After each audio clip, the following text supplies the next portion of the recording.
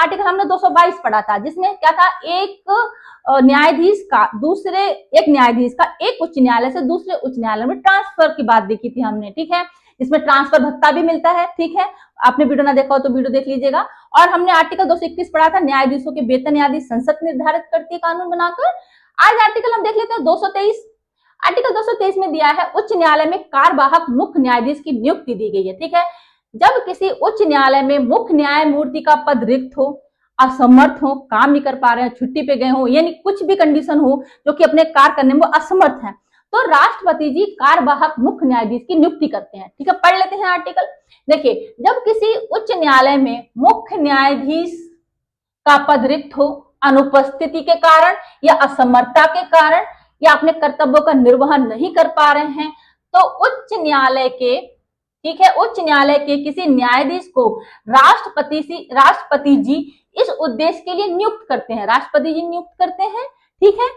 देखिए, इसका मतलब यह है कि अगर किसी राज्य के उच्च न्यायालय में चीफ जज जो है, ठीक है, मुख्य न्यायाधीश जो है, छुट्टी पर है, रिटायर हो गए, किसी वजह से कार्य नहीं कर पा रहे हैं, तो राष्ट्रपति जी उस कोर्ट के किसी वरिष्ठतम अन्य जज को, सीनियर मोस्ट जज जो है, उनको नियुक्त कर सकते हैं, या किसी ऐसे न्यायाधीश को जिसे वो इस योग्य समझे नियुक्त कर सकते हैं, ठीक है। तो वो कार्यवाहक मुख्य न्यायाधीश का पद संभालते हैं और अपने कर्तव्यों का निर्वहन करते हैं, ठीक है। देखिए, उच्च न्यायालय में जो उच्च न्यायालय के अनुप्रयोग, यानी आर्टिकल 223 के तहत राष्ट्रपति को यह शक्ति है, ठीक है, ये शक्ति है कि वे वरिष्ठतम न्यायाधीश को कार्यवाहक मुख्य न्यायाधीश नियुक्त कर बनाए। आमतौर पर राष्ट्रपति जी इस नियुक्ति के लिए उच्चतम न्यायालय के चीफ जज की सलाह लेते हैं, ठीक है, चीफ जज के परामर्श से ऐसा करते हैं। सुप्रीम कोर्ट के चीफ जज मुख्य न्यायाधीश की सलाह से, परामर्श से ऐसा करते हैं, ध्यान में रखिएगा। देखिए, एक एग्जाम्पल देख लेते हैं हम। एक यहाँ पे एग्जाम्पल है, लेटेस्ट एग्जाम्पल है मई 2025 का। चीफ जज थे सुरेश कुमार जी, मध्य प्रदेश की बात हो रही है। चीफ जज थे सुरेश कुमार जी, 23/5/2025 को वो रिटायर हुए।